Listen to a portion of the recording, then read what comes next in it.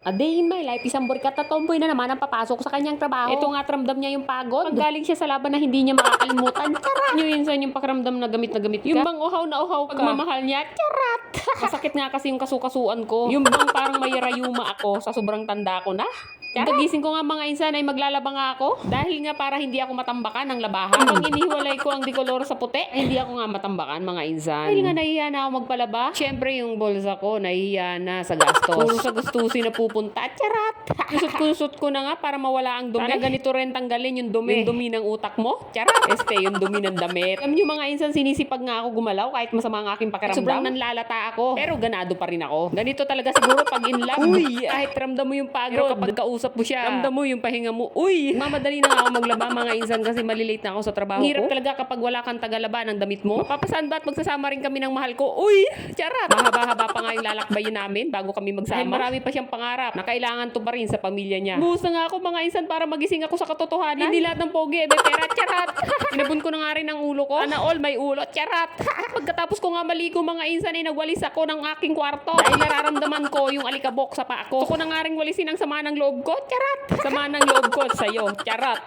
Naisipan ko nga maglinis ng kwarto mga insan. Dahil nga ganado ako kahit malamya ako. Alam niyo yung pakiramdam na malamya yung katawan ko pero ang isip ko ay ganadong ganado. Ganito talaga siguro kapag in love. Tapos in love din siya sa akin. Uy! Sana lang hindi lang sa una masaya. Sana hanggang dulo na. Uy! Ikaw na yung pangarap na makasama ko hanggang pagtanda ko. Uy! Ay, matanda na nga pala ako. Charat! Sorry naman. Alam niyo guys, masipag talaga ako sa bahay. Dahil ayaw ko nang makalat. Iinit ang ulo ko kapag nakita ko makalat ang aking kwarto. Bis na nga ako mga insan. At syempre pumasok na sa trabaho. Alam niyo ba mga insan na mas lamang pa ang stay ko sa trabaho kaysa sa kwarto ko? 13 hours sa trabaho, 10 hours sa bahay. Ganyan ako kasipag mga insan pero ang sipag ko mag-ipon ng utang. Charat!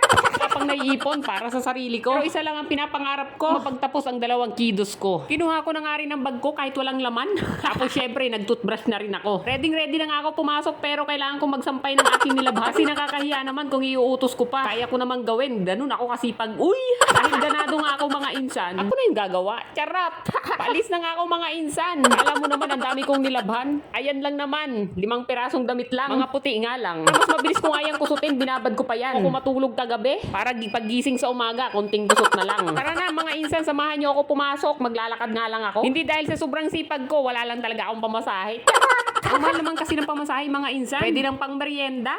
Pwede namang lakarin. Mga insan 10 minutes lang yan from bahay hanggang sa aking trabaho kapag aking nilalakad. Apo syempre naiinitan pa tayo, 'di ba? Maganda yan sa kalusugan, yung medyo naiinitan tayo. Ay syempre yan, na malaking tulong yan sa ating pagtitipid. Charat, inamin mo rin na wala kang pera. Hanggang dito na lang aking video guys. Bye-bye!